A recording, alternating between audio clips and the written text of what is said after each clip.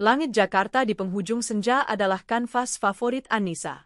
Semburat jingga, nila, dan emas yang terhampar di atas deretan gedung pencakar langit seolah menjadi cerminan dari kehidupannya yang penuh warna dan pencapaian. Berdiri di balik jendela kaca raksasa di ruang kantornya di lantai 27, Annisa memandang ke bawah pada kerlip lampu kota yang mulai menyala. Di bawah sana, di dalam gedung megah bertuliskan, Annisa Corp, ratusan karyawan menggantungkan hidup pada visi dan kerja kerasnya. Perusahaan garmen yang ia rintis dari sebuah butik kecil di garasi rumah orang tuanya kini telah menjelma menjadi raksasa di industri busana muslim premium. Setiap helai benang, setiap potongan kain, setiap desain yang lahir dari perusahaan ini adalah perpanjangan dari mimpi dan integritasnya.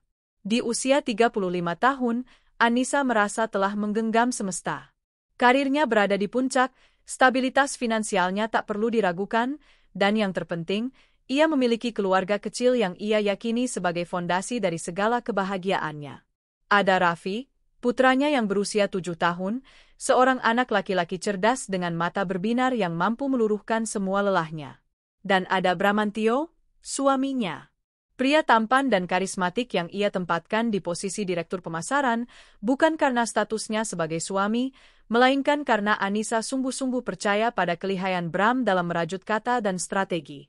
Bersama, mereka adalah pasangan ideal, power couple yang sering menjadi buah bibir di kalangan sosialita dan pebisnis ibu kota. Rumah mereka di kawasan elit adalah istana yang mereka bangun bata demi bata, penuh dengan tawa dan kehangatan. Setidaknya, itulah yang Annisa yakini. Namun, dalam 6 bulan terakhir, sebuah melodi sumbang mulai terdengar dalam orkestra kehidupannya yang harmonis. Nada minor yang samar, namun cukup tajam untuk mengusik ketenangan batinnya. Bram berubah. Perubahan itu tidak terjadi secara drastis, melainkan merayap perlahan seperti sulur tanaman beracun. Dimulai dari frekuensi, rapat hingga larut malam, yang meningkat. Kemudian, perjalanan bisnis mendadak ke luar kota yang seolah tak ada habisnya. Ponselnya yang dulu sering tergeletak di meja kopi, kini selalu berada dalam genggamannya atau terbalik di atas nakas, seolah menyimpan rahasia negara. Keintiman mereka pun mulai terasa hambar. Pelukan sebelum tidur terasa seperti formalitas, dan percakapan mereka lebih sering berpusat pada Raffi atau pekerjaan, jarang sekali menyentuh relung hati mereka sebagai sepasang suami istri. Annisa, dengan logikanya sebagai seorang pebisnis ulung, mencoba mencari rasionalisasi. Mungkin ini adalah harga dari ekspansi besar yang sedang mereka lakukan. Mungkin tekanan target penjualan membuat Bram lebih tertekan. Ia mencoba menjadi istri yang pengertian, menyambut suaminya dengan senyum hangat meski jam sudah menunjukkan lewat tengah malam, menyiapkan air hangat untuknya mandi, dan tidak pernah mengeluh. Ia membungkam suara kecil di dalam hatinya yang berbisik bahwa ada sesuatu yang salah. Sangat salah. Di tengah kegelisahan batin yang coba ia sembunyikan itulah, takdir mempertemukannya dengan Aisyah. Pertemuan itu terjadi di sebuah majelis taklim bulanan di Masjid Agung Kota, sebuah oase spiritual yang selalu Annisa datangi untuk mengisi kembali baterai ruhaninya. Saat itu, sang ustadz sedang menyampaikan ceramah tentang keikhlasan seorang istri dalam menghadapi ujian rumah tangga. Annisa mendengarkan dengan khusyuk, setiap kata seolah menampar kegelisahannya. Setelah pengajian usai, saat semua orang mulai beranjak, seorang wanita muda menghampirinya. "Mbak Annisa, bukan?" Sapanya dengan suara yang begitu lembut, seperti desiran angin di padang ilalang. Annisa menoleh dan mendapati sesosok wanita yang seolah memancarkan cahaya dari wajahnya. Wajahnya bening tanpa riasan berlebih, dibingkai oleh jilbab syari berwarna biru pastel yang menjulur panjang, menutupi lekuk tubuhnya dengan sempurna. Ada keteduhan di matanya yang membuat siapapun merasa damai. "Iya, benar. Maaf, dengan siapa?" jawab Annisa ramah. "Saya Aisyah. Saya salah satu jamaah di sini. Saya hanya ingin bilang, saya sangat terinspirasi dengan Mbak Annisa. Di tengah kesuksesan duniawi yang Allah titipkan, Mbak masih selalu istiqomah hadir di majelis ilmu." "Masya Allah," ucap Aisyah, senyumnya tulus dan menawan. Hati Annisa seketika menghangat. Di dunianya yang penuh dengan pujian basa-basi dan tatapan iri, kata-kata tulus Aisyah terasa begitu menyegarkan. Mereka pun berbincang. Aisyah ternyata jauh lebih muda, seorang penghafal Al-Quran yang mendedikasikan hidupnya untuk dakwah dan kegiatan sosial. Kekaguman Anisa pada sosok Aisyah tumbuh berlipat-lipat. Rasanya seperti menemukan adik perempuan yang selama ini tidak ia miliki. Persahabatan mereka terjalin dengan cepat dan erat. Anisa, yang pada dasarnya adalah orang yang terbuka, merasa sangat nyaman dengan Aisyah. Ia tak segan mengundang Aisyah ke rumahnya, mengenalkannya pada lingkungan keluarganya. Raffi langsung jatuh hati pada Tante Aisyah, yang pandai membawakan kisah-kisah Nabi dengan cara yang menyenangkan. Bram pun menyambut kehadiran Aisyah dengan tangan terbuka. Bagus, Ma.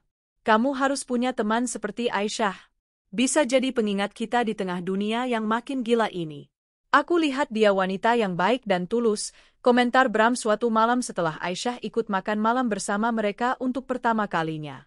Anisa tersenyum bahagia. Persetujuan Bram seolah menjadi validasi bahwa ia telah menemukan orang yang tepat untuk dijadikan sahabat.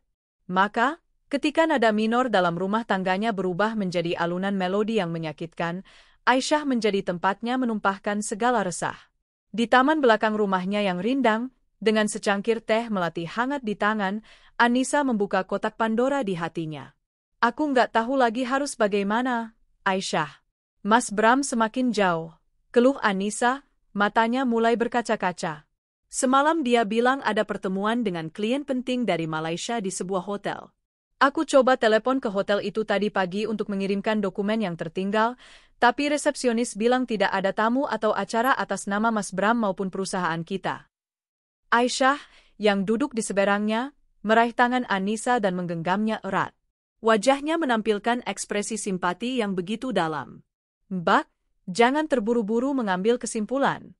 Mungkin Mas Bram menggunakan nama lain untuk booking, atau mungkin pertemuannya di lounge hotel saja, tidak menginap. Laki-laki itu kadang cara kerjanya rumit. Kita sebagai istri harus lebih sering berhusnuzan, berbaik sangka. Tapi ini bukan pertama kalinya, Aisyah. Ada banyak kebohongan-kebohongan kecil yang aku temukan. Aroma parfum wanita yang berbeda di kemejanya, yang dia bilang milik sekretaris kliennya yang tidak sengaja tersenggol. Tagihan kartu kredit dari tempat-tempat yang aku tahu bukan tempat yang biasa dia datangi. Aku merasa seperti orang bodoh yang mencoba menyatukan kepingan puzzle dalam gelap. Aisyah menghela napas panjang, seolah ikut merasakan beban di pundak Anisa.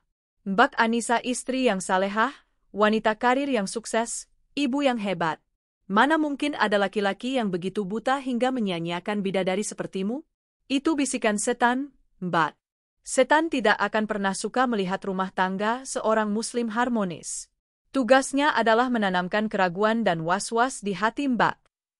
Kemudian, dengan suaranya yang lembut, Aisyah mulai menenun jaring-jaring nasihatnya. Coba deh, Mbak. Alih-alih mencari-cari kesalahannya, coba perbanyak pelayanan untuk Mas Bram. Mungkin dia lelah, Mbak. Mungkin dia hanya butuh lebih banyak perhatian. Siapkan pakaiannya, pijat pundaknya saat dia pulang, buatkan makanan kesukaannya. Dan yang terpenting, jangan pernah berhenti mendoakannya di setiap sujud Mbak. Kekuatan doa seorang istri itu bisa menembus langit ketujuh. Nasihat-nasihat itu, yang dibungkus dengan dalil-dalil agama, terdengar begitu benar dan menenangkan. Anisa merasa seperti seorang pasien yang disuntik morfin. Rasa sakitnya mereda, digantikan oleh perasaan tenang dan harapan baru. Ia merasa bersalah telah mencurigai suaminya. Aisyah benar. Mungkin ia yang kurang berusaha. Mungkin ia terlalu sibuk dengan perusahaan hingga melupakan tugasnya sebagai seorang istri. Sejak saat itu, setiap kali awan keraguan menggelayut di hatinya, Anisa akan segera mengangkat telepon dan mencari suara Aisyah. Aisyah menjadi candunya, penawarnya, dan tempatnya bersandar. Ia menceritakan segalanya, ketakutannya yang paling dalam akan kehadiran wanita lain, rasa sepinya di ranjang yang luas, hingga kekhawatirannya melihat saldo di rekening bersama mereka yang sering terkuras untuk alasan investasi bisnis yang tidak pernah ia mengerti detailnya. Aku takut, Aisyah. Aku takut sekali kalau ternyata ada perempuan lain yang berhasil merebut hatinya. Isak Anisa di telepon suatu malam, setelah Bram lagi-lagi mengirim pesan singkat bahwa ia harus menginap di luar kota karena urusan mendesak.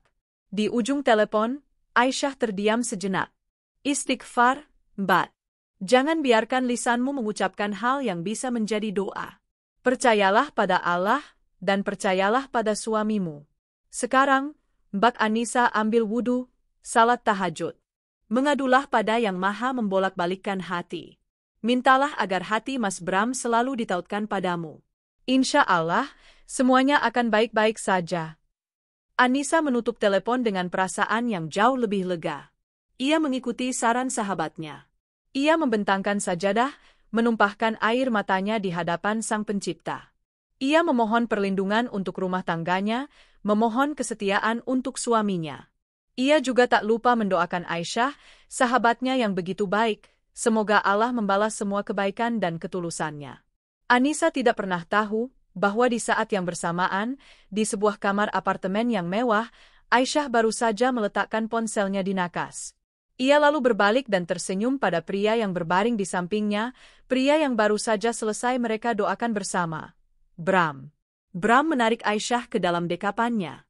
Dia curiga lagi, tanyanya, suaranya serak. Aisyah terkekeh pelan, jemarinya bermain di dada telanjang Bram. Seperti biasa, wanita bodoh itu terlalu mudah untuk dimanipulasi. Aku suruh dia salat, dan dia menurut. Dia pikir aku ini malaikat pelindungnya. Kau memang malaikatku, bisik Bram, mencium leher Aisyah. Malaikat pencabut kebosananku. Dia memberimu kekayaan dan jabatan, Mas. Tapi aku memberimu kehidupan, balas Aisyah sensual. Dia memberimu istana yang dingin, tapi aku memberimu surga yang hangat. Bram tidak menjawab. Ia hanya memperdalam ciumannya, melupakan istri dan anak yang menunggunya di rumah. Dan di istananya yang kini terasa dingin, Anissa melipat mukenanya dengan hati yang sedikit lebih ringan. Ia memeluk erat mozaik kehidupannya yang retak, meyakinkan dirinya bahwa dengan doa dan kesabaran, semua kepingan itu akan kembali merekat sempurna. Ia tidak sadar bahwa palu yang menghancurkan mozaiknya selama ini justru berada di tangan orang-orang yang paling ia percaya, yang sedang menertawakan kepolosannya dari balik tudung kepalsuan yang mereka tenun dengan begitu rapi. Musim berganti, dari kemarau panjang menjadi hujan yang turun hampir setiap hari. Tetesan air yang menghantam jendela ruang kerja Anissa seolah menjadi musik latar bagi kegelisahan hatinya yang semakin menjadi. Jurang antara dirinya dan Bram kini bukan lagi sekadar retakan, melainkan sebuah ngarai yang dalam dan gelap, mustahil untuk diseberangi. Lagu lama tentang sibuk kerja sudah menjadi refrain yang memuakkan, dan malam-malam yang Bram habiskan di luar rumah kini telah menjadi sebuah kebiasaan yang menyakitkan. Nasihat-nasihat Aisyah yang dulu ampuh sebagai penenang, kini mulai kehilangan kekuatannya. Anissa telah mencoba segalanya. Ia berdandan lebih cantik, memasak makanan favorit Bram, merencanakan liburan romantis, yang selalu batal di menit terakhir karena urusan kantor, Bram, dan berdoa hingga keningnya terasa lelah. Namun, Bram tetaplah dingin dan jauh, seperti bulan di langit malam. Kecurigaan Anissa kembali bangkit, kali ini dipicu oleh sesuatu yang lebih logis dan terukur, angka. Sebagai seorang CEO yang sangat detail, Anissa tidak pernah melewatkan laporan keuangan bulanan. Suatu sore yang basah, ditemani secangkir kopi hitam, ia menelusuri baris demi baris angka pengeluaran perusahaan. Matanya berhenti pada pos pengeluaran di bawah divisi pemasaran, divisi yang dipimpin Bram. Angkanya membengkak hampir 3 kali lipat dari biasanya. Dengan tangan yang sedikit gemetar, ia membuka rinciannya. Jantungnya serasa diremas. Di sana tertera serangkaian transaksi yang sama sekali tidak berhubungan dengan kegiatan pemasaran garmen. Tagihan dari dealer mobil mewah untuk sebuah sedan sport keluaran terbaru. Tagihan renovasi interior dari sebuah firma desain ternama. Pembayaran lunas untuk sebuah unit apartemen premium di SCBD atas nama yang tidak ia kenal. Dan yang paling membuatnya mual, tagihan puluhan juta setiap bulan dari sebuah butik perhiasan dan tas bermerek. Pikiran Anissa berpacu liar. Siapa yang dibelikan mobil? Apartemen siapa yang direnovasi? Untuk siapa perhiasan dan tas-tas mahal itu? Ia mencoba mengonfrontasi Bram malam itu, dengan nada yang ia usahakan sedatar mungkin. Mas, aku lihat laporan keuangan pemasaran bulan ini. Angkanya melonjak drastis. Bisa tolong jelaskan untuk apa pengeluaran-pengeluaran ini? Tanya Anissa, meletakkan beberapa lembar printout di depan Bram yang sedang asyik dengan tabletnya. Bram melirik sekilas, ekspresinya langsung berubah defensif. Oh, itu bagian dari strategi entertainment klien. Kita sedang mendekati konglomerat dari Timur Tengah. Mereka standarnya tinggi. Apartemen itu disewa untuk akomodasi mereka, mobil itu untuk transportasi mereka. Perhiasan dan tas itu, hadiah untuk istri-istri mereka. Kamu tahu kan, untuk melancarkan lobi bisnis. Ini investasi, MA.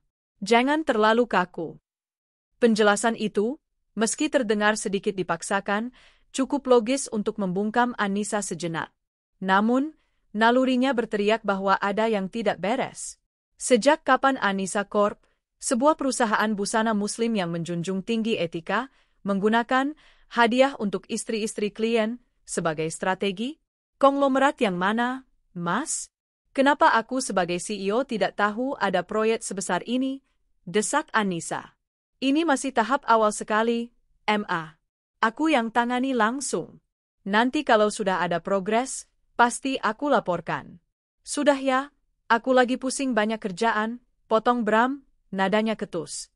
Ia bangkit dan masuk ke ruang kerja, membanting pintunya pelan, meninggalkan Anissa dengan ribuan pertanyaan dan segumpal kecurigaan yang semakin membesar. Di tengah badai internal itu, Anissa mulai menyadari sebuah simfoni yang janggal. Sebuah pola yang menghubungkan dua elemen terpenting dalam hidupnya saat ini, absennya Bram dan absennya Aisyah. Awalnya ia menganggapnya sebagai kebetulan belaka, namun kebetulan yang terjadi berulang-ulang adalah sebuah pola yang disengaja. Pola itu mulai terlihat jelas saat Anissa merencanakan acara amal untuk perusahaannya. Ia menunjuk Aisyah sebagai ketua pelaksana, mengingat reputasi Aisyah dalam kegiatan sosial. Aisyah menerimanya dengan antusias. Namun, setiap kali Anissa mengadakan rapat panitia di hari kerja, Aisyah selalu berhalangan hadir. Anehnya, di hari-hari yang sama, Bram juga selalu mengaku sedang ada pertemuan di luar kantor. Maaf, Mbak Anissa. Hari ini aku ada jadwal kajian mendadak di Bekasi. Tolong sampaikan saja hasil rapatnya padaku nanti, ya, begitu pesan Aisyah suatu hari Selasa. Di hari yang sama, Bram pamit sejak pagi untuk menemui pemasok bahan di Tangerang. Hari Kamis, rapat panitia kembali diadakan. Kali ini, alasan Aisyah adalah, Afwan, Mbak, aku harus mengantar bibiku berobat. Beliau tidak bisa pergi sendiri. Dan Bram, di hari itu, mengaku harus mengurus perizinan di kantor pemerintah pusat seharian penuh. Simfoni janggal itu mencapai puncaknya pada perayaan ulang tahun Raffi yang ke-7. Anissa telah mempersiapkan segalanya dengan sempurna. Sebuah pesta bertema pahlawan super di sebuah taman bermain indoor yang mewah. Ia telah mengundang semua teman-teman Raffi dan keluarga besar. Tentu saja, Aisyah, yang sudah dianggap Raffi seperti bibi kesayangannya, adalah tamu kehormatan. Namun, 2 jam sebelum pesta dimulai, sebuah telepon dari Bram menghancurkan separuh kebahagiaan Anissa. Suara Bram terdengar panik. MA, maaf sekali, aku nggak bisa datang. Ada masalah besar di pelabuhan, kontainer berisi bahan impor kita tertahan bea cukai. Aku harus urus sekarang juga, kalau tidak kita bisa rugi besar. Sampaikan maafku pada jagoan kecil kita, ya. Nanti malam aku janji akan pulang bawa kado paling besar. Hati Anissa mencelos. Lagi-lagi pekerjaan. Di hari sepenting ini, dengan berat hati, ia mencoba tegar demi Raffi. Namun, pukulan kedua datang 30 menit kemudian. Sebuah pesan WhatsApp dari Aisyah. Assalamualaikum, Mbak Anissa. Innalillahi, Mbak, maafkan aku. Aku tidak bisa datang ke pesta Raffi. Nenekku di kampung tiba-tiba masuk rumah sakit, kondisinya kritis. Aku harus segera pulang sekarang juga. Tolong peluk Raffi untukku, sampaikan selamat ulang tahun dan doaku untuknya. Maaf sekali lagi, Mbak. Anissa membaca pesan itu berulang-ulang. Ponsel di tangannya terasa dingin. 2 alasan darurat yang berbeda, di hari yang sama, di waktu yang berdekatan, dari 2 orang yang berbeda. Otaknya yang cerdas menolak untuk percaya ini sebuah kebetulan. Ini adalah sebuah skenario. Sebuah sandiwara yang telah diatur dengan rapi. Rasa sakit, kecewa, dan amarah bergejolak di dalam dadanya. Ia ingin berteriak, ingin melempar ponselnya ke dinding. Tapi ia menahannya. Ia menatap wajah Raffi yang sedang tertawa riang mencoba kostum Captain America-nya. Demi anaknya, ia harus kuat. Ia memasang topeng senyum dan melanjutkan pesta itu seolah tidak ada yang terjadi. Malam harinya, setelah Raffi tertidur pulas memeluk kado dari teman-temannya, Anissa duduk sendirian di ruang kerjanya yang sunyi. Ia membuka laptopnya. Tangannya bergerak lincah di atas keyboard, bukan untuk menganalisis data penjualan, melainkan untuk menjadi seorang detektif digital. Ia membuka akun Instagram Aisyah, menelusuri setiap postingan dan foto yang ditandai. Tidak ada yang aneh. Semuanya berisi citra kesalehan yang sempurna. Lalu ia teringat, Aisyah memiliki seorang adik perempuan yang kuliah di Bandung. Dengan sedikit penelusuran, ia berhasil menemukan akun sang adik. Hatinya berdebar kencang saat membuka profil itu. Dan di sanalah ia menemukannya. Sebuah postingan terbaru di Instagram Story diunggah sekitar 5 jam yang lalu, tepat di tengah-tengah jam pesta Raffi. Foto itu sederhana. Hanya sebuah meja kafe dengan 2 cangkir kopi dan sepotong kue red velvet. Namun, keterangan fotonya membuat darah Anissa serasa berhenti mengalir. Afternoon coffee with my dearest sister her lovely hubby. So happy for you both. Kopi sore bersama kakakku tercinta suaminya yang baik. Bahagia sekali untuk kalian berdua. Kakak tercinta? Suaminya? Bukankah Aisyah mengaku sedang panik menuju kampung karena neneknya kritis? Tangan Anissa gemetar saat ia memperbesar foto itu. Matanya memindai setiap detail. Dan di sana, di permukaan cangkir keramik yang mengkilap, ada sebuah pantulan. Pantulan samar dari orang-orang yang duduk di seberang meja. Seorang wanita berjilbab biru pastel, persis seperti yang sering dipakai Aisyah. Dan di sampingnya, seorang pria. Anissa tidak bisa melihat wajahnya dengan jelas, tapi ia melihat pergelangan tangannya. Di sana melingkar sebuah jam tangan. Jam tangan bermerek dengan tali kulit buaya berwarna coklat. Jam tangan yang sama persis dengan yang ia hadiahkan pada Bram di hari ulang tahun pernikahan mereka tahun lalu. Napas Anissa tercekat. Udara di sekitarnya terasa lenyap. Simfoni janggal itu kini telah menjadi sebuah lagu kematian yang memekakkan telinga. Panggung sandiwara yang selama ini ia saksikan dengan sabar, kini tirainya telah terbuka, memperlihatkan 2 aktor utama yang sedang memainkan lakon pengkhianatan paling keji. Rasa sakitnya begitu luar biasa, seolah ribuan jarum tak kasat mata menusuk jantungnya secara bersamaan. Malam itu, di tengah kemegahan rumahnya yang hampa, Anissa akhirnya menyerah pada air matanya, menangisi bukan hanya suaminya yang telah berkhianat, tetapi juga sahabatnya yang telah menancapkan pisau tepat di punggungnya. Beberapa hari setelah guncangan hebat dari penemuan di Instagram, Anissa menjalani hidupnya seperti robot yang diprogram untuk tersenyum. Ia bangun pagi, menyiapkan sarapan untuk Raffi, pergi ke kantor, memimpin rapat dengan pikiran yang berkecamuk, lalu pulang ke rumah yang terasa seperti kuburan.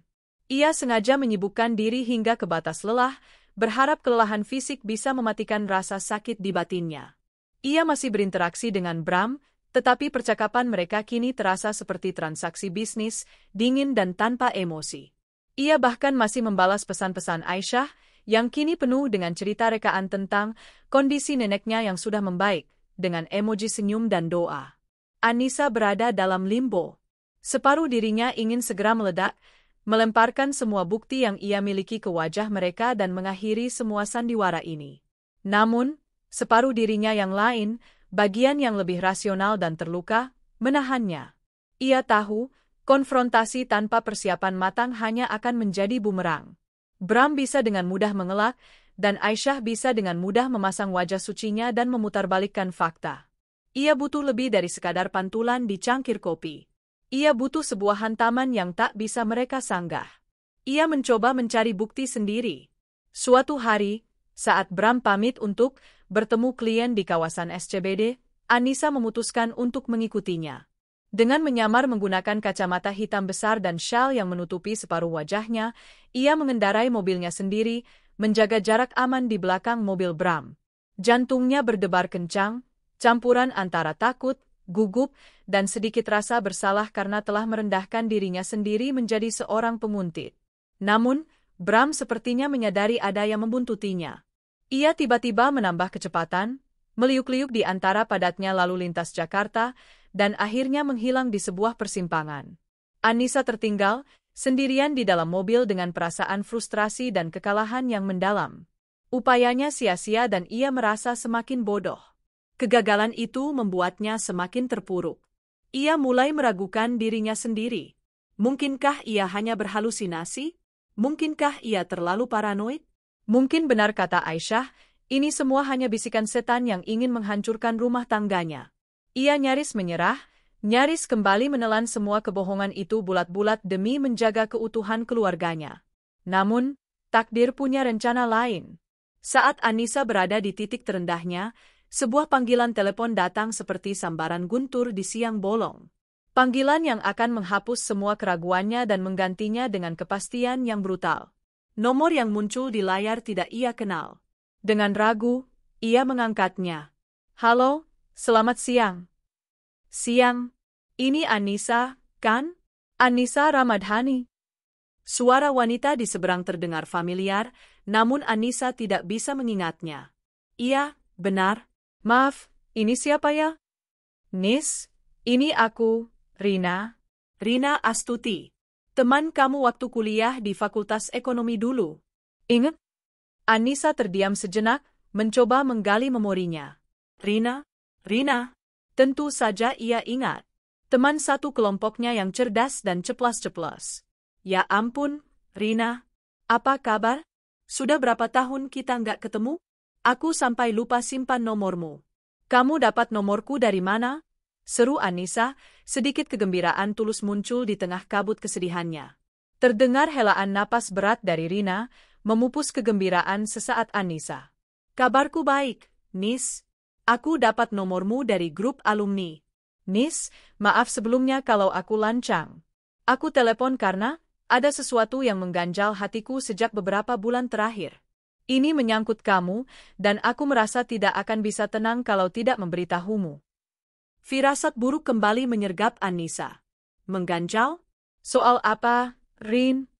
Begini, Nis. Aku kan baru pindah ke komplek perumahan Green Valley Residence.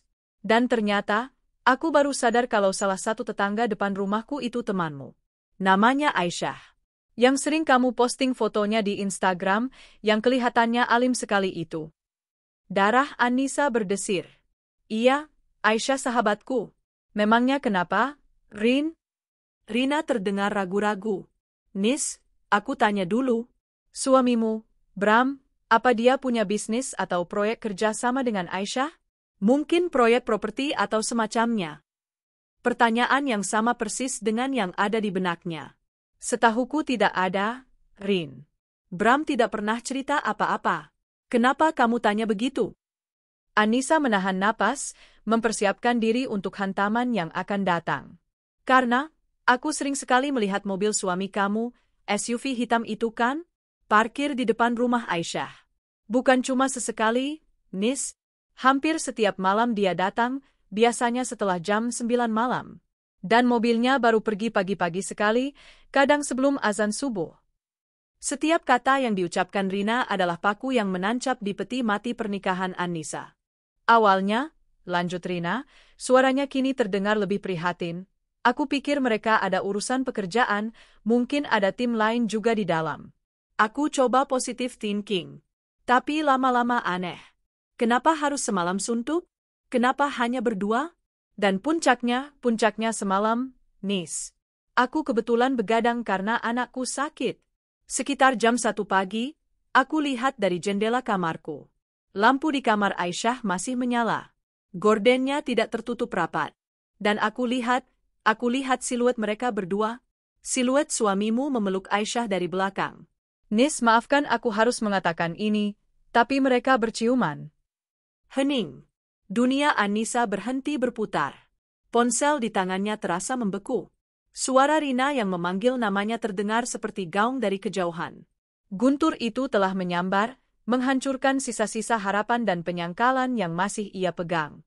Siluet berciuman. Kalimat itu terngiang-ngiang di kepalanya, memutar ulang adegan yang tidak pernah ia lihat namun bisa ia bayangkan dengan sangat jelas. Rasa sakit yang tadinya hanya menusuk kini berubah menjadi ledakan yang merobek seluruh jiwa raganya. Ini bukan lagi sekadar kecurigaan. Ini adalah fakta. Sebuah fakta telanjang yang brutal dan menjijikkan. Semua kepingan puzzle kini menyatu dengan sempurna, membentuk sebuah mahakarya pengkhianatan. Nasihat-nasihat Aisyah yang menenangkan. Perjalanan-perjalanan bisnis Bram yang fiktif. Uang perusahaan yang menguap. Jam tangan di pantulan cangkir. Dan sekarang, kesaksian mata dari Rina. Rasa sakit yang melumpuhkan itu perlahan surut, dan dari dasarnya yang paling dalam, muncullah sesuatu yang lain. Sesuatu yang dingin, gelap, dan sangat kuat. Amarah. Bukan amarah yang meledak-ledak, melainkan amarah yang membeku. Amarah yang membakar habis semua air matanya, semua rasa cintanya pada Bram, dan semua rasa sayangnya pada Aisyah. Nis? Anissa? Kamu baik-baik saja? Suara Rina terdengar panik. Anissa menarik napas panjang dan dalam. Saat ia mengembuskannya, ia merasa menjadi orang yang berbeda. Aku baik-baik saja, Rin, jawabnya, suaranya terdengar anehnya tenang, stabil, dan dingin.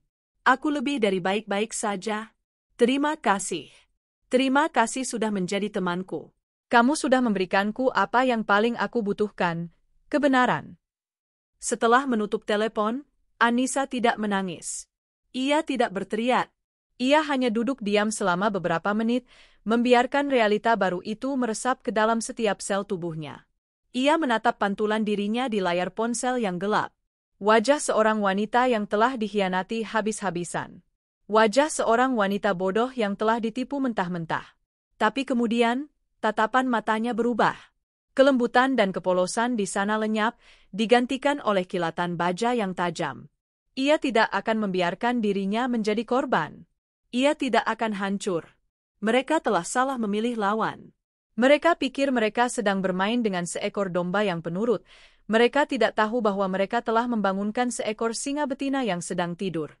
Permainan kalian sudah selesai, bisiknya pada bayangannya sendiri, sebuah senyum tipis yang dingin tersungging di bibirnya. Sekarang, giliranku yang menetapkan aturan mainnya. Malam itu, Bram pulang dengan membawa sebuket bunga mawar merah, mungkin sebagai penebus rasa bersalah. Ia disambut oleh senyum terhangat Anissa yang belum pernah ia lihat selama berbulan-bulan. Anissa yang naif dan penuh cinta memang telah mati siang itu. Dan yang lahir dari abunya adalah seorang ratu yang sedang merencanakan perang untuk merebut kembali kerajaannya. Transformasi Anissa terjadi dalam semalam. Kesedihan yang membekapnya selama berbulan-bulan menguap, digantikan oleh energi dingin yang terfokus. Amarahnya tidak ia biarkan meluap menjadi ledakan emosional yang sia-sia. Ia menyalurkannya menjadi bahan bakar untuk sebuah mesin pembalasan yang dirakitnya dengan presisi seorang insinyur. Ia tahu, perang ini tidak bisa dimenangkan dengan air mata dan teriakan. Perang ini harus dimenangkan dengan data, bukti, dan strategi yang tanpa celah. Langkah pertamanya adalah mengubah penampilannya. Bukan secara drastis, tetapi cukup untuk mengirimkan sinyal pada dirinya sendiri bahwa ia bukan lagi Anissa yang lama. Ia memotong rambutnya beberapa senti lebih pendek, memberinya gaya yang lebih tajam dan profesional. Ia mulai mengenakan pakaian dengan warna-warna yang lebih berani, merah marun, biru tua, hitam, menggantikan warna-warna pastel lembut yang biasa ia pakai. Ini adalah baju zirahnya. Keesokan harinya, ia mengambil cuti dari kantor dengan alasan pemeriksaan kesehatan, sebuah kebohongan putih pertamanya dalam misi ini. Tujuannya bukan rumah sakit, melainkan sebuah firma hukum terkemuka di pusat kota. Di sana, ia tidak hanya bertemu dengan Ratna, pengacara pribadinya, tetapi ia juga meminta Ratna untuk menghubungkannya dengan agensi investigasi swasta terbaik. Pertemuan dengan sang detektif, seorang pria parubaya bernama Pak Suryo, berlangsung di sebuah ruang rapat pribadi. Anissa memaparkan kasusnya dengan ketenangan yang mengagumkan. Ia tidak menangis atau terdengar histeris. Ia berbicara seperti seorang CEO yang sedang mempresentasikan masalah bisnis. Ia menyerahkan sebuah map berisi semua informasi yang ia miliki, foto Bram dan Aisyah, alamat apartemen yang ia curigai, rincian transaksi janggal, hingga tangkapan layar dari Instagram story adik Aisyah. Saya tidak mau ada celah sedikit pun, Pak Suryo, kata Anissa, Matanya menatap lurus ke arah sang detektif. Saya mau bukti visual, foto dan video, aktivitas mereka di apartemen itu. Saya mau rekaman percakapan jika memungkinkan. Saya mau Anda melacak aliran dana dari semua rekening suami saya. Cari tahu aset apa saja yang telah ia beli atas nama wanita itu. Saya ingin laporan lengkap, sedetail mungkin. Soal biaya, jangan khawatir. Saya akan bayar berapapun untuk mendapatkan kebenaran yang tak terbantahkan. Pak Suryo, yang telah menangani ratusan kasus perselingkuhan, menatap Anissa dengan rasa hormat. Jarang sekali ia bertemu klien yang begitu tegar dan terorganisir. Anda tenang saja, Bu Anissa. Kami akan bekerja secara profesional dan rahasia. Dalam seminggu, laporan awal akan ada di tangan Anda. Sementara tim Pak Suryo bergerak dalam bayang-bayang, Anissa melancarkan serangan dari bentengnya sendiri, Anissa Corp. Ia memanggil Taufik, kepala keuangan kepercayaannya, seorang pria loyal yang telah bekerja dengannya sejak perusahaan itu masih berupa butik kecil. Di dalam ruangannya yang kedap suara, Anissa menceritakan garis besar masalahnya. Taufik tampak terkejut dan marah. Saya sudah curiga sejak lama, Bu. Banyak pengajuan dana dari Pak Bram yang tidak masuk akal, tapi saya tidak berani melapor karena beliau suami ibu. Sekarang aku memberimu wewenang penuh, FIK, kata Anissa tegas. Lakukan audit investigasi internal secara diam-diam pada seluruh divisi pemasaran. Periksa setiap faktur, setiap kwitansi, setiap laporan perjalanan dinas yang diajukan Bram selama 3 tahun terakhir. Tandai semua yang mencurigakan. Aku ingin data yang akurat tentang berapa banyak uang perusahaan yang telah ia gelapkan. Hari-hari berikutnya adalah sebuah permainan peran tingkat tinggi bagi Anissa. Ia harus memasang 2 wajah. Di kantor dan di depan timnya, ia adalah pemimpin yang visioner, mendorong target-target baru. Namun di balik pintu ruangannya, ia adalah seorang jenderal perang yang sedang memetakan kekuatan musuh. Setiap malam, ia menerima email terenkripsi dari Pak Suryo. Isinya adalah laporan harian yang menyakitkan sekaligus memuaskan. Laporan pertama berisi foto-foto Bram dan Aisyah memasuki apartemen di SCBD sambil bergandengan tangan. Laporan kedua, video mereka berdua sedang berbelanja di sebuah mal mewah. Aisyah tampak riang mencoba sebuah kalung berlian yang kemudian dibayar oleh Bram menggunakan kartu kredit perusahaan. Laporan ketiga adalah yang paling menghancurkan, salinan akta jual beli apartemen itu.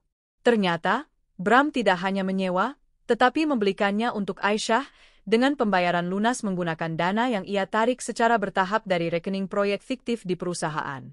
Setiap bukti baru adalah sebilah pisau yang mengiris hatinya. Ia akan mematikan laptopnya, berjalan ke kamar mandi, dan memuntahkan seluruh isi perutnya. Rasa jijik dan sakit itu begitu nyata secara fisik. Namun setelah itu, ia akan membasuh wajahnya dengan air dingin, menatap cermin, dan berkata pada dirinya sendiri, bertahanlah. Ini semua akan menjadi amunisimu. Ujian terberat adalah saat ia harus berinteraksi langsung dengan para pengkhianat. Bram, yang tidak menyadari apapun, justru menjadi lebih perhatian. Mungkin karena melihat Anissa lebih ceria, sebuah akting yang brilian, ia mengira badai dalam rumah tangganya telah berlalu. Ia mulai sering memeluk Anissa, membawakannya hadiah-hadiah kecil. Setiap sentuhannya terasa seperti sengatan kalajengking bagi Anissa. Ia harus mengerahkan seluruh kekuatan batinnya untuk tidak mendorong pria itu menjauh. Lebih buruk lagi adalah menghadapi Aisyah. Wanita itu, mungkin merasa posisinya aman, menelepon Anissa suatu sore. Assalamualaikum, Mbak. Bagaimana kabarnya? Aku kangen sekali. Kapan kita bisa pengajian bareng lagi? Tanyanya dengan suara manis yang kini membuat perut Anissa mual. Anissa menarik napas dalam-dalam sebelum menjawab, suaranya dibuat seramah mungkin. Waalaikumsalam, Aisyah sayang. Aku juga kangen. Kabarku baik. Maaf ya, akhir-akhir ini aku sibuk sekali. Tapi aku punya rencana. Aku mau adakan syukuran besar di rumah. Kamu harus datang, ya? Aku tidak terima penolakan. Ada jeda sejenak. Mungkin Aisyah sedang berpikir. Syukuran apa, Mbak? Nanti aku ceritakan. Pokoknya kamu harus datang. Anggap saja ini pestamu juga, jawab Anissa, ada makna ganda dalam kalimatnya yang hanya ia sendiri yang tahu. 2 minggu berlalu. Anissa kini telah memiliki sebuah berkas setebal kamus.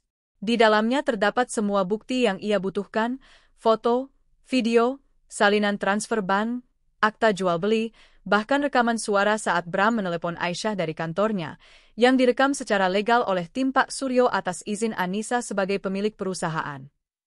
Ia telah memiliki senjata nuklir. Sekarang, ia hanya perlu merancang panggung yang sempurna untuk meluncurkannya. Ia duduk di meja kerjanya, bukan lagi sebagai korban yang menangis, melainkan sebagai seorang ratu yang telah selesai menyusun strategi perangnya. Di selembar kertas, ia menulis sebuah judul, Proyek Pesta Syukuran Berdarah. Di bawahnya, ia mulai menulis daftar tamu, susunan acara, dan skenario untuk malam penghakiman yang akan ia gelar. Senyum dingin terukir di bibirnya. Mereka telah mengajarinya cara bermain curang, dan kini ia akan menunjukkan pada mereka bagaimana seorang ratu memenangkan permainan. Panggung telah ditata. Setiap detail dari Pesta Syukuran telah direncanakan oleh Anissa dengan ketelitian seorang sutradara teater yang mempersiapkan pementasan terbesarnya. Ini bukan sekadar pesta, ini adalah sebuah mahakarya pembalasan yang artistik. Lokasinya adalah taman belakang rumahnya sendiri, tempat yang sama di mana ia sering menumpahkan air matanya pada Aisyah. Ia ingin merebut kembali ruang itu, membersihkannya dari energi pengkhianatan dengan api penghakiman. Dekorasinya sengaja dibuat megah dan memesona. Ratusan lampu gantung kecil berkelip seperti bintang di antara pepohonan, meja-meja bundar ditutupi taplak sutra berwarna gading, dan di tengah taman berdiri sebuah panggung kecil dengan latar belakang layar proyektor raksasa. Musik yang mengalun pun dipilih secara cermat. Instrumental gambus yang syahdu, menciptakan suasana yang tenang dan agung, sebuah ironi yang tajam untuk badai yang akan segera datang. Daftar tamunya adalah kunci dari strategi ini. Anissa tidak hanya mengundang teman dan keluarga. Ia secara pribadi menelepon dan mengundang para kolega bisnis paling berpengaruh yang sangat dihormati Bram. Ia mengundang seluruh anggota Dewan Direksi Anissa Corp. Dan yang terpenting, ia mengundang tokoh-tokoh masyarakat dan alim ulama dari komunitas pengajiannya, orang-orang yang selama ini memandang Aisyah sebagai teladan kesalehan. Ia sedang mengumpulkan juri untuk pengadilan publiknya. Malam itu, Anissa menjelma menjadi personifikasi keanggunan. Ia mengenakan kaftan mewah berwarna merah marun, warna yang melambangkan kekuatan dan keberanian. Riasan wajahnya sempurna, menonjolkan matanya yang kini memancarkan kilau misterius. Saat para tamu berdatangan, ia menyambut mereka dengan senyum hangat dan tawarnya, seolah ia adalah wanita paling bahagia di dunia. Bram, yang tidak tahu menahu tentang agenda tersembunyi ini, berdiri dengan bangga di sampingnya. Mengenakan kemeja batik sutra lengan panjang, ia tampak seperti suami yang sempurna, ikut menyapa para tamu dan menerima ucapan selamat atas proyek besar yang menjadi alasan syukuran ini, sebuah proyek yang tentu saja tidak pernah ada. Ia begitu menikmati perannya, tak menyadari bahwa ia adalah salah satu dari 2 domba kurban yang akan dipersembahkan malam itu. Kemudian, Aisyah tiba. Ia datang bersama beberapa teman pengajiannya, penampilannya seperti biasa, memukau dalam kesederhanaannya. Gamis berwarna putih tulang dengan detail bordir emas membuatnya tampak seperti malaikat. Wajahnya yang bening memancarkan aura ketenangan palsu. Ia berjalan menghampiri Anissa dan memeluknya. Assalamualaikum, Mbak Anissa. Masya Allah, megah sekali pestanya. Selamat ya, Mbak. Aku benar-benar ikut bahagia dan bangga, bisiknya di telinga Anissa. Anissa membalas pelukan itu, menahan rasa mual yang naik ke kerongkongannya. Waalaikumsalam, Aisyah. Terima kasih sudah datang. Tanpa dukungan dan doa darimu, aku tidak akan sekuat ini, balas Anissa, setiap katanya mengandung sarkasme yang begitu halus hingga tak terasa. Pesta berlangsung selama hampir 2 jam. Makanan lezat mengalir, percakapan hangat terdengar di setiap sudut. Bram dan Aisyah, meski tidak berani berinteraksi secara terang-terangan, beberapa kali saling melempar pandang penuh arti saat mereka pikir tidak ada yang memperhatikan. Anissa melihat semuanya. Ia seperti elang yang mengamati mangsanya dari ketinggian, menunggu saat yang tepat untuk menukik. Akhirnya, saat yang ditunggu-tunggu pun tiba. Pembawa acara naik ke atas panggung. Bapak, Ibu sekalian, tibalah kita pada puncak acara malam ini. Mari kita sambut dengan tepuk tangan yang meriah, sang tuan rumah, Ibu Anissa Ramadhani dan Bapak Bramantio. Anissa berjalan ke atas panggung dengan anggun, Bram mengikutinya dengan senyum lebar.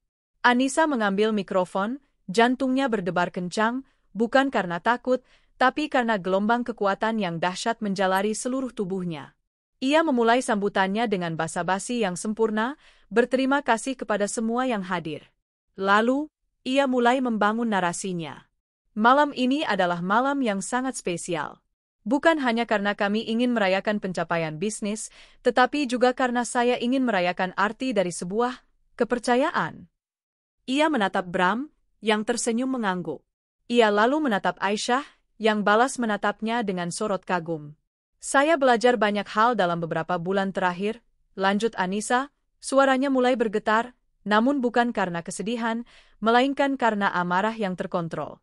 Saya belajar bahwa dalam bisnis, kepercayaan adalah aset yang paling mahal. Sekali dirusak, sulit untuk dibangun kembali. Sama halnya dalam rumah tangga. Suasana mulai berubah. Para tamu yang tadinya mengobrol santai kini terdiam, merasakan perubahan nada bicara Anissa. Saya juga belajar tentang arti persahabatan sejati. Seorang sahabat sejati adalah cermin bagi kita. Tapi terkadang, cermin itu bisa retak dan menunjukkan bayangan yang mengerikan. Bayangan serigala berbulu domba. Wajah Bram mulai tegang. Aisyah pun tampak gelisah, senyumnya sedikit memudar. Malam ini, izinkan saya berbagi sebuah kisah nyata, kata Anissa, suaranya kini terdengar dingin dan bergema. Kisah tentang seorang istri yang bekerja keras, yang mempercayakan perusahaan dan hatinya pada suaminya. Namun sang suami, dengan tega menggunakan kepercayaan dan uang istrinya untuk membangun istana bagi wanita lain. Dan kisah ini juga tentang seorang sahabat yang terlihat suci, yang setiap hari mengingatkan sang istri untuk bersabar dan berdoa. Sahabat yang menjadi tempat sampah bagi semua keluh kesah sang istri, mendengarkan semua kecurigaan sang istri tentang suaminya, lalu menertawakannya di belakang. Karena wanita simpanan yang dibiayai oleh sang suami adalah dirinya. BCCT. Layar proyektor raksasa di belakang Anissa tiba-tiba menyala, menampilkan sebuah foto high resolution. Foto Bram dan Aisyah sedang berciuman mesra di dalam mobil, diambil dengan lensa tele dari seberang jalan. Pekikan syok dan gasakan ngeri terdengar serentak dari seluruh penjuru taman. Semua mata kini tertuju pada Bram dan Aisyah, lalu kembali ke layar, seolah tidak percaya dengan apa yang mereka lihat. Wajah Bram pucat pasi seperti mayat. Aisyah terhuyung mundur, tangannya menutup mulutnya yang ternganga. Tapi Anissa belum selesai. Ini baru permulaan. Mungkin Anda semua berpikir ini hanya sebuah kehilafan, kata Anissa, suaranya kini setajam es. Tapi ini adalah sebuah konspirasi yang terencana. Layar kembali berganti. Kali ini menampilkan salinan transfer bank dari rekening perusahaan ke rekening pribadi Aisyah, dengan jumlah total mencapai miliaran rupiah. Kemudian, salinan akta jual beli apartemen mewah atas nama Aisyah Larasati.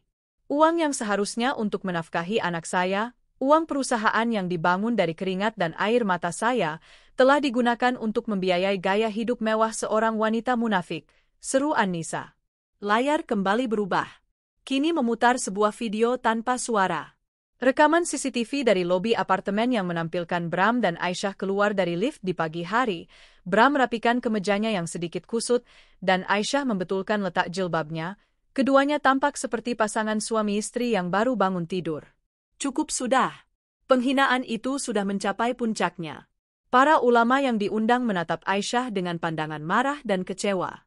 Para kolega bisnis menatap Bram dengan tatapan merendahkan. Topeng mereka telah dihancurkan berkeping-keping di depan ratusan pasang mata. Anissa meletakkan mikrofonnya dengan gerakan pelan. Ia menatap Bram dan Aisyah yang berdiri membeku dalam lautan air. Pertunjukan selesai, desisnya. Ia lalu berbalik dan turun dari panggung, berjalan melewati kerumunan yang terbelah memberinya jalan, meninggalkan kedua pengkhianat itu untuk dicabik-cabik oleh penghakiman publik. Tirai panggung kebohongan mereka telah ditutup untuk selamanya. Setelah bom kebenaran itu diledakkan oleh Anissa, suasana pesta berubah menjadi medan perang psikologis. Keheningan yang tadinya mencekam pecah menjadi dengungan bisikan-bisikan tajam yang menyebar dari meja ke meja. Para tamu tidak lagi berusaha menyembunyikan keterkejutan dan rasa jijik mereka. Tatapan mereka, yang tadinya penuh kekaguman, kini berubah menjadi ribuan anak panah penghakiman yang menghujani Bram dan Aisyah. Aisyah adalah yang pertama kali pecah. Wajahnya yang pucat kini basah oleh air mata malu dan panik. Citra sucinya telah hancur menjadi debu. Dengan gerakan tergesa-gesa, ia berbalik, mencoba melarikan diri dari neraka yang ia ciptakan sendiri. Ia menarik-narik gamisnya yang terasa mencekik, berusaha menerobos kerumunan yang kini memandangnya seperti seorang pesakitan. Namun, langkahnya terhenti. Anissa, dengan ketenangan yang menakutkan, telah berdiri di hadapannya, menghalangi jalan keluarnya. Di belakang Anissa, berdiri dua orang petugas keamanan berbadan tegap yang entah sejak kapan sudah berada di sana. Pestanya belum selesai, Aisyah, kata Anissa, suaranya rendah namun mematikan. Kamu datang sebagai tamu kehormatan, setidaknya pergilah dengan cara yang terhormat. Mbak tolong jangan begini, aku malu. Isak Aisyah, tidak berani menatap mata Anissa. Malu? Anissa tertawa kecil, tawa yang terdengar getir dan tanpa humor. Di mana rasa malumu saat kamu tidur dengan suami sahabatmu? Di mana rasa malumu saat kamu memakai uang hasil curian untuk membeli gamis dan perhiasanmu ini? Di mana rasa malumu saat kamu menenangkanku dengan ayat-ayat suci, padahal kamulah iblisnya? Setiap pertanyaan adalah sebuah tamparan tak terlihat yang membuat Aisyah semakin gemetar. Anissa kemudian melirik ke arah Bram, yang masih berdiri linglung di dekat panggung, dikelilingi oleh beberapa kolega bisnis yang menatapnya dengan pandangan menuntut penjelasan. Dan kamu, Bramantio? Suara Anissa kembali meninggi, menarik perhatian semua orang. Kemarilah, hadapi penontonmu. Dengan langkah gontai, Bram berjalan mendekat, wajahnya dipenuhi keringat dingin. Nis, kita bisa bicarakan ini baik-baik di rumah. Jangan seperti ini. Rumah? Anissa memotong dengan cepat. Rumah siapa yang kamu maksud? Rumah yang cicilannya aku bayar? Rumah yang pajaknya aku lunasi? Mulai malam ini, tempat itu bukan lagi rumahmu. Anissa kemudian memberikan isyarat pada salah satu petugas keamanan. Petugas itu maju dan menyerahkan sebuah map tebal kepada Bram. Itu surat pemecatanmu, efektif sejak detik ini. Beserta rincian dana perusahaan yang telah kamu gelapkan. Tim hukumku akan menghubungimu besok pagi, jelas Anissa dengan nada seorang CEO yang sedang memecat karyawan rendahan. Dan jangan pernah mencoba menginjakkan kakimu lagi di kantor Anissa Corp. Kamu sudah di blacklist. Kemudian, ia kembali menatap Aisyah. Dan untukmu, wanita, salehah, Anissa memberikan map lain pada Aisyah. Itu adalah somasi untuk segera mengosongkan apartemen di SCBD dalam waktu 3x24 jam. Apartemen itu adalah aset hasil pencucian uang dan akan segera kami sita. Jika kamu menolak, kami tidak akan segan membawamu ke jalur pidana. Bram dan Aisyah menatap map di tangan mereka dengan nanar. Hidup mereka yang nyaman dan penuh kemewahan palsu telah berakhir dalam satu malam. Sekarang, kata Anissa dengan nada final, suaranya bergema di keheningan taman. Kalian berdua boleh pergi. Petugas keamanan akan mengantar kalian sampai ke gerbang. Itu adalah pengusiran paling elegan sekaligus paling brutal. Tanpa sentuhan fisik, Anissa telah melucuti semua harga diri mereka.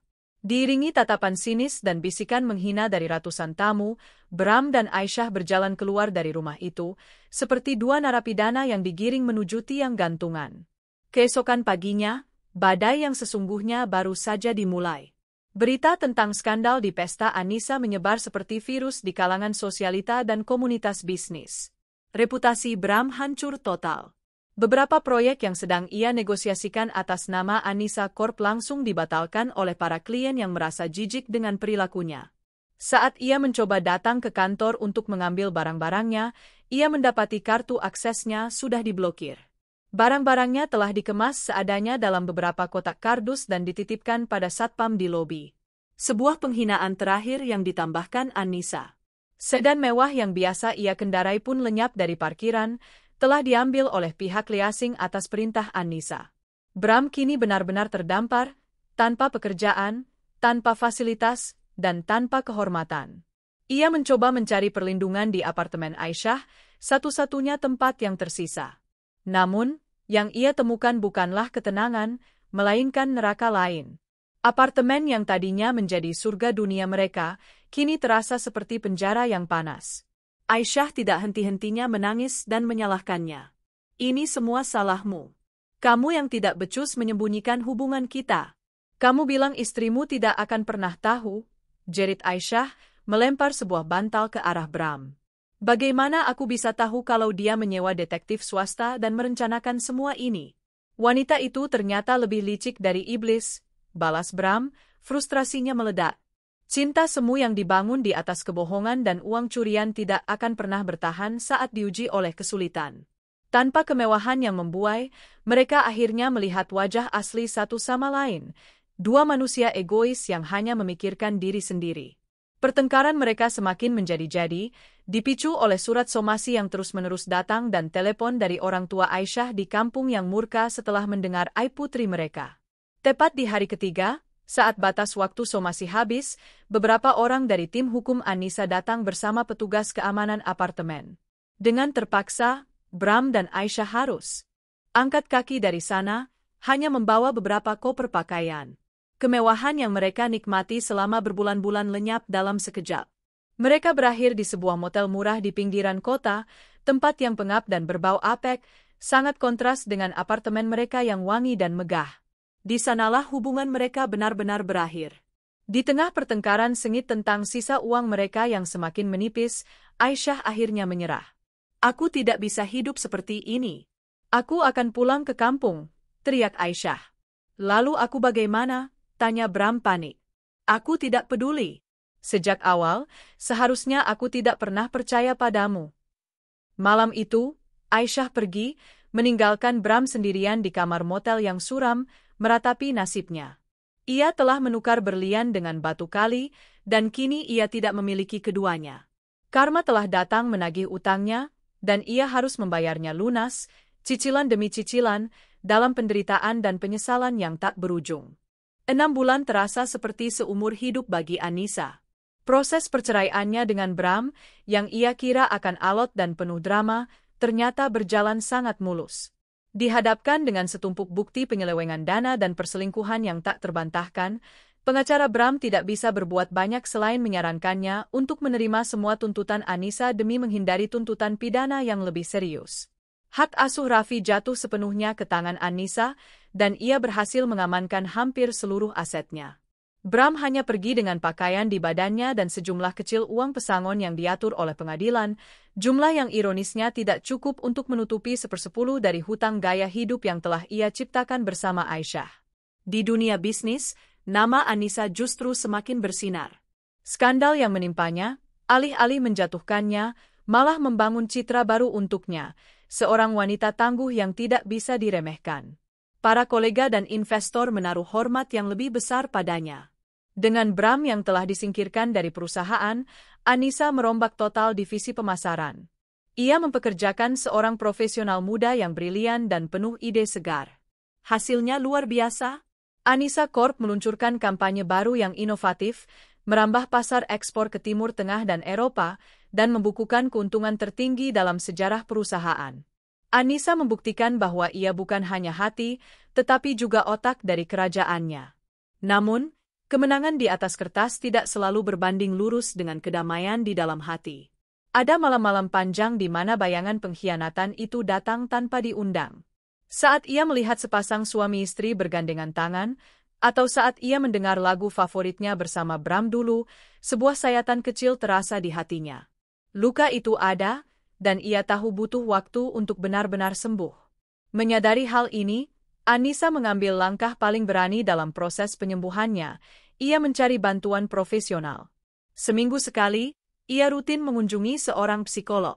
Di ruang terapi yang aman dan tanpa penghakiman itu, ia menumpahkan segalanya, amarah, kesedihan, rasa bersalah, dan ketakutannya untuk kembali percaya pada orang lain. Terapi itu membantunya memproses trauma dan melihat segalanya dari perspektif yang lebih sehat. Ia belajar bahwa apa yang terjadi bukanlah salahnya, Dan memaafkan bukan berarti melupakan, melainkan melepaskan beban kebencian dari pundaknya sendiri. Fokus utamanya kini adalah Raffi. Ia mendedikasikan waktu dan energinya untuk memastikan putranya tumbuh dalam lingkungan yang penuh cinta. Mereka menghabiskan akhir pekan dengan berkemah, melukis bersama, atau sekadar menonton film di rumah sambil makan popcorn. Anissa menjelaskan perpisahannya dengan Bram secara jujur namun lembut. Ayah dan bunda sekarang punya rumah yang berbeda, sayang. Tapi cinta ayah dan bunda untuk Raffi tidak akan pernah berubah. Kamu punya dua rumah yang penuh cinta, katanya suatu malam sambil memeluk Raffi erat. Suatu sore yang terik, saat sedang mengantre di sebuah drive-thru restoran cepat saji, Anissa tanpa sengaja melihat sosok yang sangat ia kenal. Di seberang jalan, Bram sedang duduk di atas motor, mengenakan jaket ojek online berwarna hijau, menunggu pesanan makanan untuk pelanggannya. Wajahnya tampak lebih tua, legam terbakar matahari, dan tatapannya kosong. Pria yang dulu begitu angkuh dan selalu wangi, kini berbaur dengan kerasnya jalanan ibu kota. Untuk sesaat, Anissa merasakan sejumput iba. Namun, perasaan itu cepat berlalu, digantikan oleh kesadaran bahwa setiap orang adalah arsitek bagi nasibnya sendiri. Bram telah membangun takdirnya, dan kini ia harus tinggal di dalamnya. Anissa menaikkan kaca mobilnya dan melaju pergi, meninggalkan masa lalunya di belakang spion.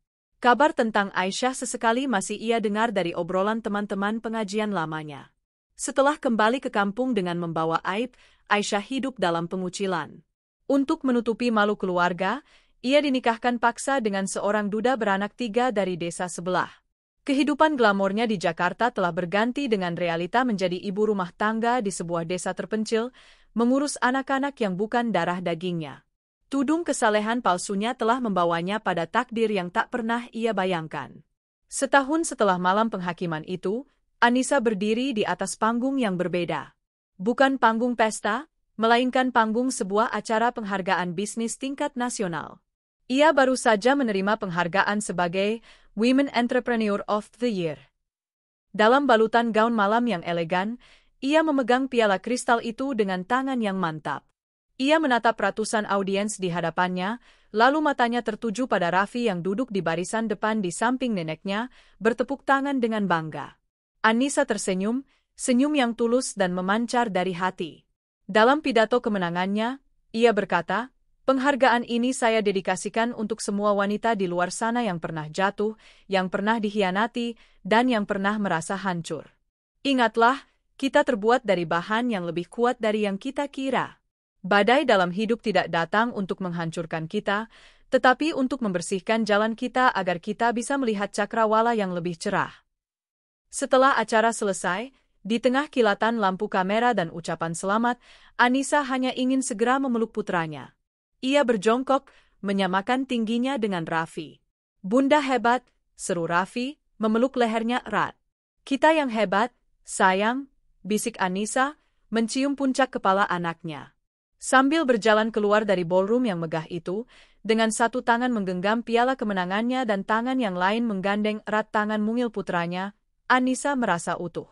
Ia telah berhasil membangun kembali istananya, bukan di atas pasir pengkhianatan, melainkan di atas fondasi baja dari kekuatan, ketahanan, dan cinta sejatinya pada putranya. Fajar yang baru telah tiba, dan kali ini, ia adalah satu-satunya penguasa di kerajaannya, siap menulis babak baru yang jauh lebih indah, seorang diri. 5 tahun adalah rentang waktu yang bisa mengubah padang pasir menjadi taman, atau sebaliknya, taman yang rimbun menjadi gurun yang tandus. Bagi Anissa Ramadhani, 5 tahun setelah malam penghargaan yang mengukuhkan statusnya sebagai ratu di kerajaannya sendiri, waktu telah menjadi seorang pematung yang bijaksana. Ia memahat pergi sisa-sisa sisi tajam dari luka masa lalunya, menghaluskan kenangan pahit menjadi pelajaran berharga, dan membentuknya menjadi versi dirinya yang paling utuh dan tangguh. Di usianya yang kini menginjak kepala 4, Anissa memancarkan aura yang berbeda. Bukan lagi sekadar aura kekuatan seorang pebisnis wanita yang sukses, tetapi juga aura ketenangan yang mendalam. Ketenangan seorang nahkoda yang telah melewati badai paling dahsyat dan kini berlayar di lautan yang damai, memahami setiap riak gelombang dan arah angin. Anissa Corp tidak lagi hanya merajai pasar domestik. Di bawah kepemimpinannya yang visioner, Merek itu telah menjadi duta busana Muslim Indonesia di panggung dunia, dengan butik-butik elegan yang menghiasi jalanan di Dubai, London, dan Kuala Lumpur. Namun, pencapaian terbesarnya bukanlah angka-angka fantastis di laporan keuangan atau kilatan lampu blitz di peragaan busana internasional. Pencapaian terbesarnya kini duduk di seberang meja sarapannya setiap pagi. Raffi, putranya, telah tumbuh menjadi seorang remaja berusia 13 tahun. Wajahnya adalah perpaduan sempurna antara keteduhan Annisa dan garis tegas wajah Bram, sebuah pengingat konstan akan masa lalu yang tidak bisa dihapus, namun telah ia terima sebagai bagian dari perjalanan hidupnya. Membesarkan seorang remaja laki-laki sendirian adalah tantangan tersendiri. Ada masa-masa di mana Raffi mulai mempertanyakan figur ayah dalam hidupnya, ada saat-saat di mana keheningan di antara mereka terasa canggung saat Raffi tenggelam dalam dunianya sendiri. Namun, Annisa menghadapinya bukan dengan otoritas, melainkan dengan komunikasi dan kepercayaan. Mereka memiliki rapat dewan direksi setiap Jumat malam, di mana mereka berdua bisa membicarakan apa saja, mulai dari pelajaran sekolah yang sulit, gadis yang Raffi taksir di kelas, hingga perasaan terdalam mereka, tanpa ada penghakiman. Fondasi yang ia bangun di atas kejujuran dan kasih sayang itu ternyata lebih kokoh dari baja. Pagi itu, di ruang makan mereka yang bermandikan cahaya matahari, Annisa sedang mengamati Raffi yang dengan lahap menyantap nasi goreng buatannya. Di antara mereka, terbentang sebuah maket arsitektur yang indah. Itu adalah desain untuk proyek terbarunya, proyek hatinya, gedung Yayasan Annisa, sebuah pusat pemberdayaan perempuan dan anak yang akan ia bangun di atas sebidang tanah luas di pinggiran Jakarta. Jadi, menurut konsultan arsitektur Bunda yang paling hebat, apakah desain ini sudah oke? Tanya Annisa sambil tersenyum, matanya menatap Raffi. Raffi menelan makanannya, lalu mencondongkan tubuhnya untuk mengamati maket itu dengan gaya seorang profesional. Area tamannya keren, Bun. Terbuka dan banyak hijaunya. Anak-anak pasti suka? Tapi, ruang musiknya kayaknya kekecilan deh. Kalau mau bikin band, drumnya aja udah makan tempat. Annisa tertawa. Masukan diterima, Tuan Direktur. Nanti Bunda sampaikan ke Om Dimas. Om Dimas. Nama itu kini mulai sering terdengar di rumah mereka. Dimas Prakoso adalah arsitek di balik proyek yayasan itu. Seorang duda berusia pertengahan 40-an dengan pembawaan yang tenang dan senyum yang teduh. Pertemuan pertama mereka murni profesional. Annisa terkesan dengan visi Dimas yang tidak hanya ingin membangun gedung, tetapi membangun rumah yang ramah dan menyembuhkan. Namun seiring berjalannya waktu, rapat-rapat mereka yang panjang seringkali berbelok menjadi percakapan personal yang hangat tentang kehidupan, tentang membesarkan anak seorang diri. Dimas juga memiliki seorang putri remaja, dan tentang bagaimana menemukan kembali kebahagiaan setelah kehilangan. Annisa merasakan sesuatu yang sudah lama tidak ia rasakan, sebuah getaran halus ketertarikan. Namun, ia tidak terburu-buru. Hatinya bukan lagi pintu yang bisa dibuka dengan mudah. Ia telah membangun benteng yang tinggi di sekelilingnya, dan hanya orang dengan kesabaran dan ketulusan luar biasa yang bisa menemukan gerbangnya. Dimas, dengan caranya yang tidak memaksa dan penuh pengertian, sepertinya sedang berjalan perlahan menuju gerbang itu. Bun, panggil Raffi, membuyarkan lamunan Annisa. Nanti sore, aku boleh pergi ke toko buku sama teman-teman, kan? Katanya ada komik edisi terbaru yang rilis hari ini. Tentu, sayang. Asal tugas sekolah sudah selesai semua. Mau diantar Pak Udin? Raffi menggeleng. Nggak usah, Bun. Kita naik kereta aja. Biar seru. Annisa tersenyum. Baiklah. Hati-hati, ya. Selalu kabari Bunda. Saat Raffi beranjak untuk bersiap-siap sekolah, Annisa menatap punggung putranya yang semakin tegap. Ia merasa begitu damai. Hidupnya sempurna. Namun, ia lupa bahwa dalam kehidupan, kedamaian seringkali hanyalah jeda di antara dua babak yang berbeda. Dan sebuah gema dari masa lalu yang ia kira telah terkubur dalam, ternyata sedang mencari jalan untuk kembali terdengar. Gema pertama, warung nasi Pak Bram. Di sudut lain Jakarta yang padat dan berdebu, jauh dari kemewahan dan ketenangan hidup Annisa, Bramantio sedang menyeka keringat di dahinya dengan punggung tangannya. Aroma tumis kangkung dan ayam goreng berbaur dengan asap knalpot dari jalan raya di depan warung nasi kecilnya. Warung nasi berkah Pak Bram, begitu tulisan sederhana di spanduk yang tergantung di depan. 5 tahun adalah neraka bagi Bram. Setelah diusir dari surga dunia Anissa, ia jatuh ke titik terendah dalam hidupnya. Pekerjaan sebagai sopir ojek dan taksi online hanya cukup untuk menyambung hidup dari hari ke hari. Ia tidur di kamar kos sempit yang panas, makan seadanya, dan setiap hari disiksa oleh pemandangan ironis. Wajah Anissa yang tersenyum dari billboard raksasa Anissa Corp yang ia lewati di jalan, atau iklan produknya yang muncul di televisi warteg tempat ia makan. Setiap kesuksesan Anissa adalah tamparan keras bagi kegagalannya. Rasa malu, penyesalan, dan kesepian hampir menghancurkannya. Ia sempat terjerumus dalam alkohol, mencoba menenggelamkan rasa sakitnya dalam mabuk yang sesaat. Namun, di suatu malam saat ia terbaring mabuk di lantai kamar kosnya yang kotor, ia melihat sebuah foto lama di dalam dompetnya. Foto dirinya, Anissa, dan Raffi yang masih kecil, tertawa bahagia di sebuah taman hiburan. Melihat senyum tulus Raffi di foto itu, sesuatu di dalam diri Bram patah sekaligus bangkit. Ia menangis sejadi-jadinya malam itu, menangisi semua yang telah ia sia-siakan. Sejak malam itu, ia memutuskan untuk berhenti mengasihani diri sendiri. Ia menjual motornya, dan dengan sisa uang pesangon perceraian yang selama ini ia simpan rapat-rapat, ia menyewa sebuah kios kecil dan memulai usaha warung nasi. Ia tidak punya keahlian lain selain lidah yang pandai menikmati makanan enak, jadi ia belajar memasak dari nol, meniru resep-resep dari ibunya di kampung. Usahanya jatuh bangun.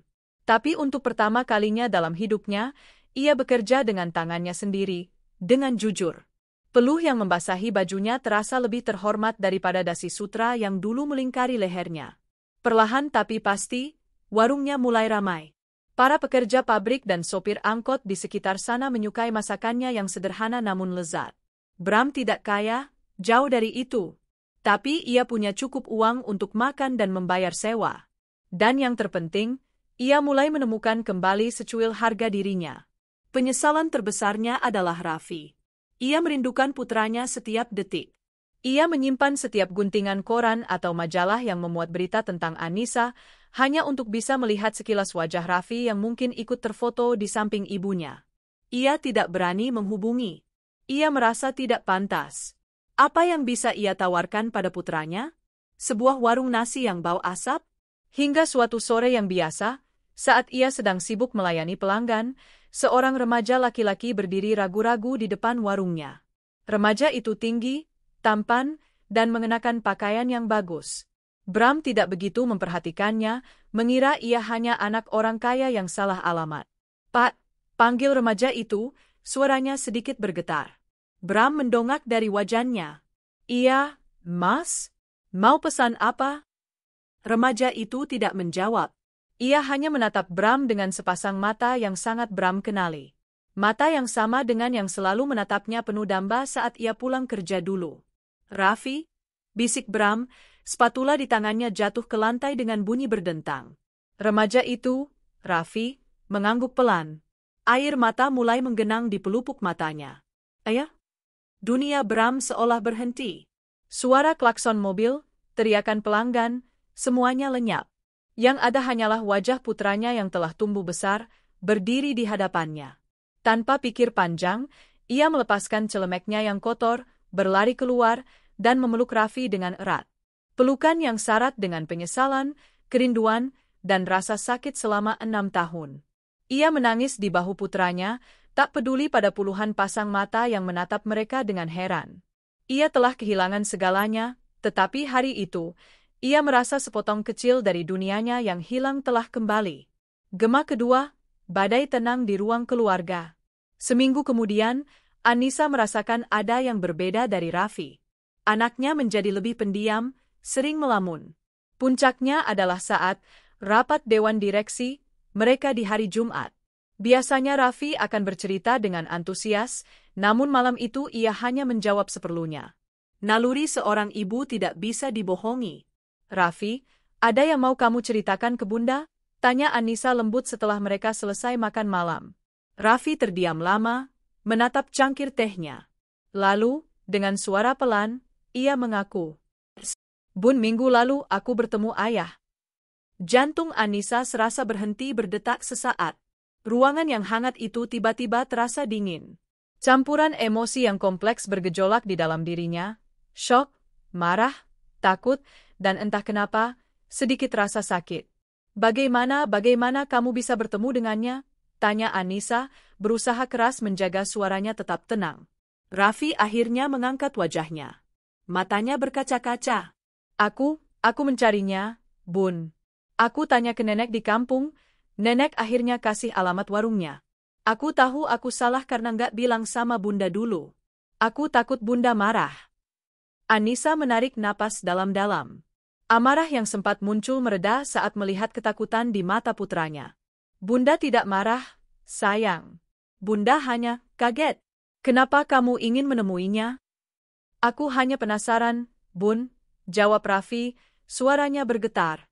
Semua temanku cerita tentang ayah mereka. Aku hanya ingin tahu seperti apa ayahku sekarang. Apakah dia baik-baik saja? Anissa bangkit dari kursinya, pindah duduk di samping Raffi dan memeluknya. Ceritakan pada Bunda. Bagaimana pertemuannya? Bagaimana keadaannya sekarang? Dengan terbata-bata, Raffi menceritakan segalanya. Tentang warung nasi kecil itu, tentang ayahnya yang tampak jauh lebih tua dan lelah, tentang pelukan mereka yang canggung namun penuh emosi, dan tentang bagaimana ayahnya tidak henti-hentinya meminta maaf padanya. Dia berbeda, Bun, kata Raffi. Dia bukan lagi seperti yang ada di foto-foto lama. Tapi saat dia menatapku, aku merasa dia benar-benar menyayangiku. Malam itu adalah malam yang panjang bagi Anissa. Setelah Raffi tidur, ia duduk sendirian di balkon, menatap gemerlap lampu kota. Keputusan Raffi untuk mencari ayahnya adalah sebuah cermin besar yang memantulkan pertanyaan-pertanyaan yang selama ini ia hindari. Apakah ia telah berbuat benar dengan menjauhkan Raffi sepenuhnya dari Bram? Apakah haknya sebagai ibu yang tersakiti lebih besar daripada hak seorang anak untuk mengenal ayahnya? Amarah dan egonya berteriak, ya. Bram tidak pantas mendapatkan kesempatan kedua. Ia telah membuang mereka. Namun, hatinya yang lebih dalam, hati seorang ibu, berbisik lain. Ia melihat kerinduan di mata Raffi. Ia tidak ingin putranya tumbuh dengan lubang di hatinya, lubang yang hanya bisa diisi oleh figur seorang ayah, sebaik atau seburuk apapun figur itu. Keesokan harinya, ia menelepon Dimas. Ia menceritakan semuanya, membutuhkan perspektif dari luar. Ini berat, Anissa, kata Dimas dari seberang telepon, suaranya penuh empati. Tidak ada jawaban yang benar atau salah.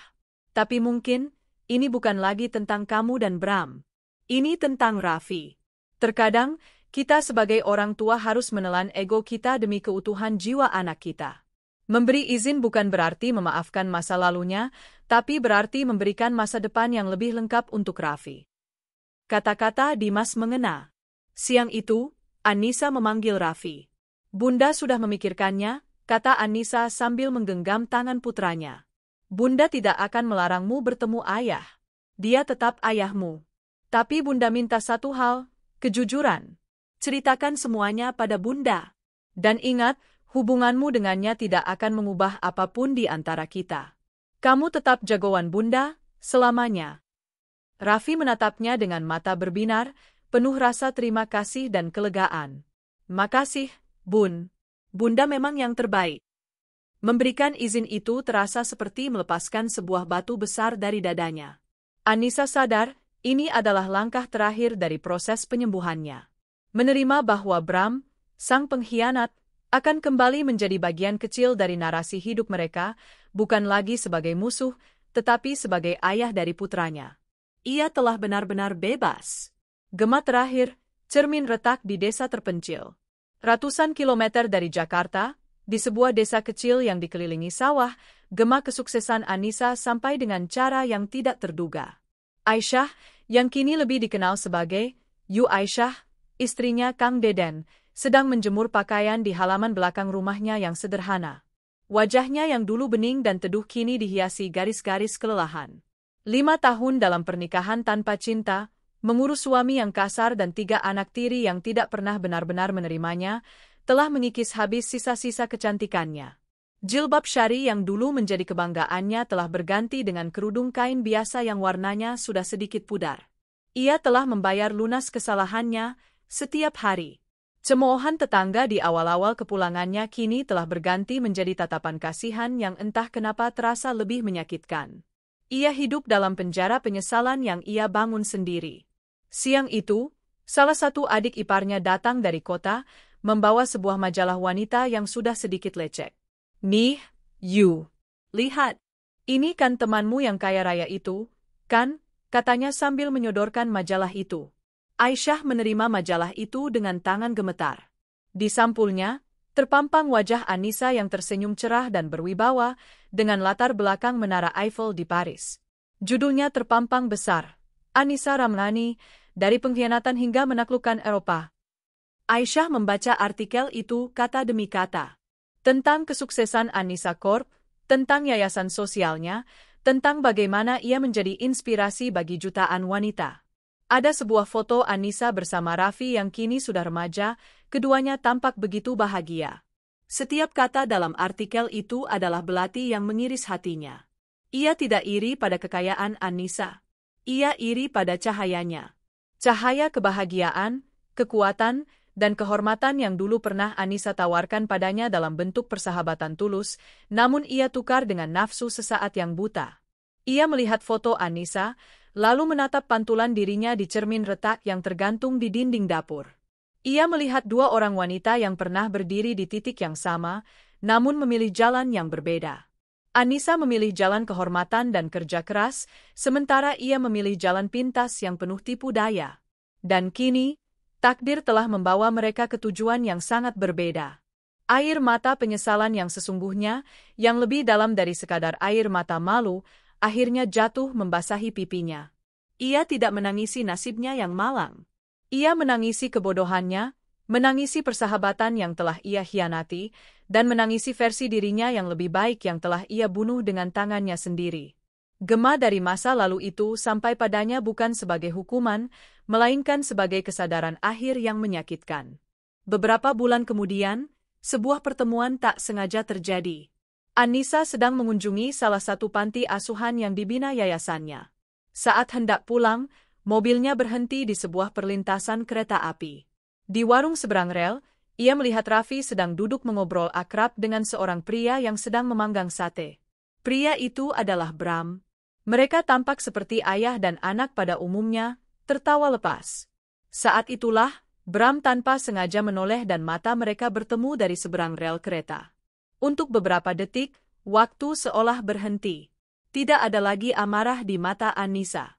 Tidak ada lagi rasa bersalah di mata Bram. Yang ada hanyalah pengakuan bisu atas realita baru mereka. Bram mengangguk kecil, sebuah isyarat hormat dan terima kasih. Anissa membalasnya dengan senyum tipis yang tulus, sebelum kereta api lewat, memisahkan pandangan mereka untuk selamanya. Tirai itu benar-benar telah tertutup. Malam harinya, Anissa berdiri bersama Dimas di lokasi pembangunan gedung yayasan. Fondasi gedung itu sudah mulai terbentuk, kokoh menancap di bumi. Setiap bangunan yang kuat butuh fondasi yang kokoh, kata Dimas sambil menatap kerangka besi di hadapan mereka.